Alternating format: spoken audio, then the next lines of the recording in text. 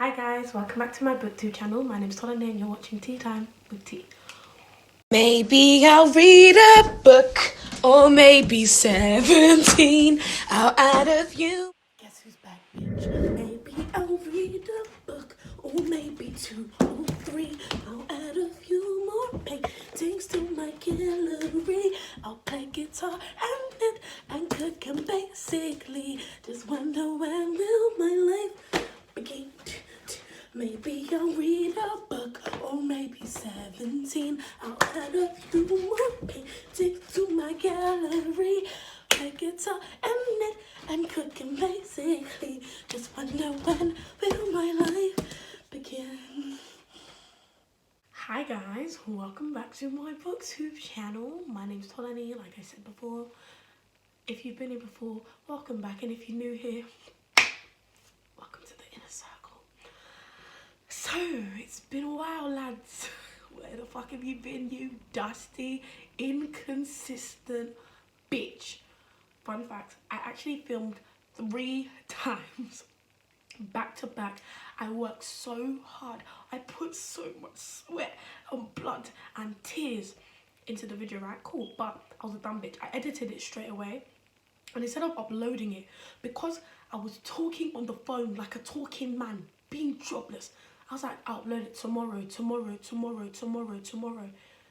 never came. Cool. So then I obviously film on my phone. So iCloud, it saved in my iCloud and it was like it's downloading from iCloud and basically it never downloaded. And I was like, did I delete some of the files, some of the videos? I didn't delete shit, it's just taking very long to upload. So I was like, cool, I'm going to go to the library because my uni's Wi-Fi, every uni in the country uses this Wi-Fi, right? And this Wi-Fi is like, ugh, I would sell my sister for that Wi-Fi. I'm joking. Timmy, if you're watching, I'm joking. Just kidding. Just kidding. But the Wi-Fi is so fast, so I was like, I'm gonna go to the library. And then COVID-19, and they closed the library. You played yourself. You know why? Because you're a dusty bitch. This is why you don't procrastinate. When you say you're gonna get stuff done, get it done. This is a message for the future Tolani. When you say you're gonna do something, fucking do it. Anyway, guys, I hope your year's been going well. I hope you guys have been reading some books. I hope this quarantine has allowed you to get your shit together. Books. Don't look at this ghetto now. Basically, one of these fell off into somewhere in the house and I can't find it, so I had to stick one and I had to quickly stick this one. Don't judge me. Hey guys, because it's self-quarantine, I've decided I'm gonna get my reading life back on track. This time last year, I'd read like 50 books. Do I even know if I've read 10? Right, look guys, so today I wanted to come and talk to you about one of the few books I've read this year that has gone to my all-time favourite books. It's joined that list, and this book is that bitch. When I read it in the big haul that I filmed, one of the videos that I haven't made it, I'll try and insert a clip if it downloads. Rave! Today's video is going to be a review. Foul is Fair by Hannah Capin. This cover is the dusty bitch cover. As soon as I get paid in April, I'm gonna get the cover I really want, which I'll insert here, because this is, I don't know what the UK thought they would do. They should have just kept that cover, because that cover is why I wanted to pick up the book before I even knew what it was about. Like, I knew about it last year. It was one of my most anticipated reads of this year, and it honestly did not disappoint. The Foul is Fair is about a girl. She's 16 years old and her name is Jade Kenjara, and she goes to a party and she is sexually assaulted. She is raped, so trigger warning for rape, sexual assault, misogyny,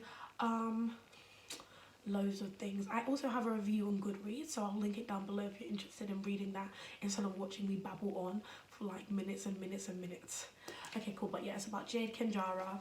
She's 16. She goes to this party and unfortunately she is sexually assaulted. She is raped. Jade and her coven, that's what she calls her friends, there's Jenny, Mads and Salma. They are basically rich, they are popular, and they rule their circle in LA. But then they go to they go to a private school and they go to another private school's party, and usually they get to decide how every party ends, and this one unfortunately they don't. But Jade decides, you know, she is going to plots revenge against every single person that was involved in the assault that happened to her. And we basically follow Jade and her coven plotting against these boys. She switches schools just so she can be closer to them, and one by one she takes them down. And that's basically the plot of the book. If you haven't read this, I highly recommend it. It was fucking phenomenal. This is going to be a non-spoilery review. If there are going to be spoilers, I'll put them down there 15 seconds before I'm going to spoil something, but I don't think I will. It was bloody phenomenal. I loved it. It is everything I want. Okay, so the first thing I'll say about Foul is Fair is that if you are a fan of Pretty Little Liars or Gossip Girl, I think you would definitely like this. The only difference is this is definitely much darker and grittier than the both shows put together. I actually wasn't expecting it to be so dark and gritty, but it was, and I fucking loved it. There were so many things I enjoyed about this book. For example, the relationship between Jade and her coven was so amazing to see. Like, these are friends that would quite literally die and kill for one another. They are so close. They don't kiss each other's asses. If one of them feels like, not gonna lie, you're moving mad, they tell each other, not gonna lie, you're moving mad. They are friends who protect each other, who regulate each other. Like I said, they don't kiss ass, and like, the friendship was so beautiful to me. I just love seeing very strong friendships between women anyway. And this friendship was, this friendship amongst the group, amongst the coven, it was so different. Like, sorry guys, it was so different. It was so raw, and I just really loved it. I wouldn't say it's a conventional friendship. It's really weird, like they're friends, like how, you know, normal friends, but it's not conventional because some of the things they would do for each other, it's like, whoa, whoa, whoa. They are so loyal to one another. Like, oh, it was just so amazing to see. I especially loved the dynamic between, all of them in the group, but Jade and Mads, I think it is, yeah, Jade and Mads, I love it so, I just love the friendship. 10 out of 10. Another thing I really enjoyed is the main character Jade and how vicious she is. Like, when I say this girl was out for vengeance, she's out for blood. She's out for blood. She is out for blood, and she doesn't care. She's gonna get revenge by any means necessary, and I fucking love it. Oh my days, like, my heart was so full reading this. Another thing I would like to add on to that point, so when I say Jade is vicious, I really love that she didn't allow any of her external feelings to stop her from reaching her goals and achieving revenge, because I feel like we see very commonly in film, movies, TV shows and books, a woman, she might set out, she might have a goal. This doesn't even have to be revenge, just any goal in general, and then she falls in love, and she allows, because she's fallen in love, she allows that to like diminish the goals she set for herself, or for her to like kind of set them aside or completely forget them. Jade does not do that. I'm not saying that certain things don't occur where she slips up a bit, but she never forgets why she's doing what she's doing. And I just fucking love her for it. She is, you know that John Mulaney quote, my wife is a bitch, and I love her. Jade is a bitch, and I love, that's my bitch. Are you dumb? Like, she's a boss babe. Like, I love her, and I know she's a boss babe because I'm a boss babe, and boss babes recognize what? Boss babes, that's right. Another thing I really enjoyed is that Jade uses her femininity and her sexual wows to get what she wants. She acknowledges that, you know what, we live in a society where men just prey on you for your bodies, and basically they're just perverts.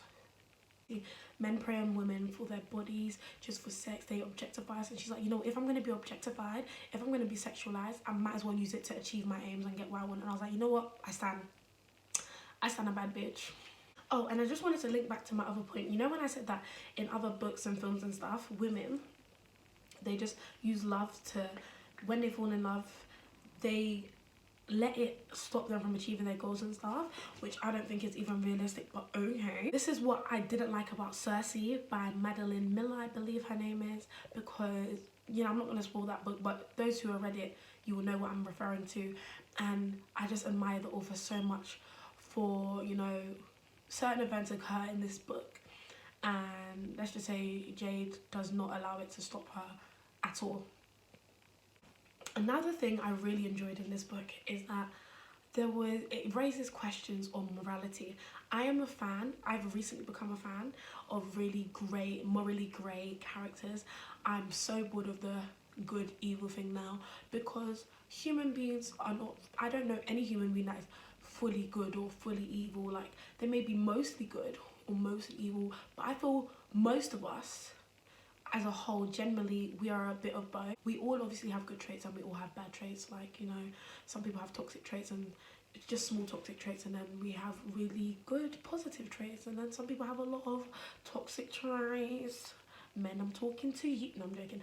And then they have some good traits as well. And I just really liked that, you know, me personally, I was rooting for Jade. Like, I was like, no, they assaulted her. Do what you want to do, bitch. I'm gonna back the thing. Are you dumb? If gang pulls up, are you gonna back your brethren? Yes, I will. I actually will. But then again, I was thinking, if other people are reading it, some people may not think that what she's doing is justified. They may feel like there are other ways to deal with the situation. And I thought it was really interesting because it got me thinking, you know, is this really justifiable? Like, is this ethical? Like, I can justify it and Jade can justify it, but someone else reading it may be like, this is not justifiable. And I really like that. I was able to question it, and I started thinking about that, and it got me thinking about morality and who's to say what is truly good and who's to say what is truly evil. And yeah, I just like that. Jade reminded me a lot of Cersei Lannister from Game of Thrones. Cersei Lannister is one of my favourite characters in Game of Thrones. Like, one day I need to talk about Game of Thrones, even though the last 2 seasons do not exist. Thank you. I love Game of Thrones. I love Game of Thrones, like I do. And Cersei, I adore Cersei because she's so conniving, and like, she plays all these political games, like, and mind games, and that's exactly what Jade does. Like, she plays games. Basically, she plays so many psychological games on the parties involved with her assault and her rape, and like, she barely lifts a finger to exact revenge upon them because she is so smart. Basically exacts revenge all with her wits, and she just plays games, and she makes everybody doubt each other, and she sows seeds of discord into the circle, and it's so utterly brilliant that I just loved reading it. Like, I'm due to reread this book soon. Like, guys, seriously, I loved it so much, and she just really reminded me of Cersei. Like, she doesn't need to lift her finger, but the dirty work still gets done for her, and like, she just uses her femininity, her sexual wiles, and her big ass brain. Queen. I also, you know, I was an English student. I loved English. I got an A in English, and once an English student, always an English student. I don't mean to sound very pretentious, but I saw that there were a lot of comparisons to Macbeth. And if you read it and you know Macbeth very well, like I do, you will see that Macbeth is kind of woven into the book, and I really enjoyed that. Really enjoyed that about the book. The writing style was not what I expected. Like, I don't know how to explain it, but the way it was written, if this was any other book here, I may think it was not a bit childish, but a bit young, but it didn't come across as young at all. Like, it really didn't come across as young. I loved it so much. There are so many passages I want to read you out from the book because I really enjoyed it. We all know it, my coven and me, and every girl who's ever walked into a room and made every head turn. How to make boys think we want them so they want us. How to make them do anything we say. It's power, and we decide it. Us girls, if we know anything about anything. I decide who wants me, and I'd never be weak enough to want them back. Never be weak enough to want them for anything more than what they can get me. The night I want, or the answers to the test I didn't study for because I was running wild with my coven instead.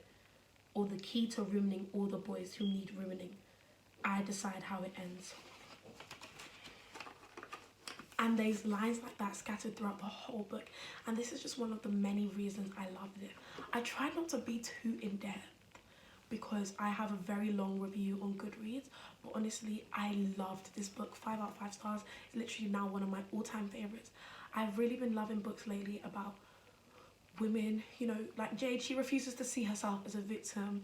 Even in the book, she says, I'm an avenger. But she says, I'm not a victim because obviously after you're raped, you know, she went to the hospital. They conduct, you know, tests and stuff like that. And they bring in a therapist to speak to you. And the therapist was like, you know, talking to her, and she was like, the therapist has referred to her as a victim. She's like, I'm not a victim, I'm an avenger. And I just really loved how she refused to see herself as a victim. Yes, she was violated and this horrible thing was done to her and she had no choice in the matter, but she is not a victim. And she also said, I'm not a survivor, I am an avenger. I'm going to avenge what has happened to me. And I was just like, yes. I just love her. I think she was just so compelling. I loved seeing her thought process. I just loved seeing her tear apart these men one by one. Oh, it was just amazing, guys. Like, I'm probably not even speaking coherently, but I just had so many thoughts. And I read this in like January and I still feel so strongly about the story. Like, I really want to reread it soon. I definitely highly recommend it. I really liked it. The only thing I could say is that I don't think the writing style would be for everybody. I don't know how to properly explain it, but when you read it you will see. But I enjoyed it very much and I would love to read more stories like this. So tell me if you've read this. If you have, let me know what you thought. And I hope if you haven't read it, you pick it up. Yeah, guys, thank you so much for watching. Like, comment, subscribe. We're in self-quarantine now, so if I don't upload consistently, it just proves that I'm an unserious candidate, because now I don't even have uni as an excuse, and that is what was really holding me back before, because law is kicking my ass, guys. Who asked me to be a solicitor? Nobody sent me. I sent myself. I sent myself to uni. Hey guys, thank you so much for watching, and I'll see you in my next video.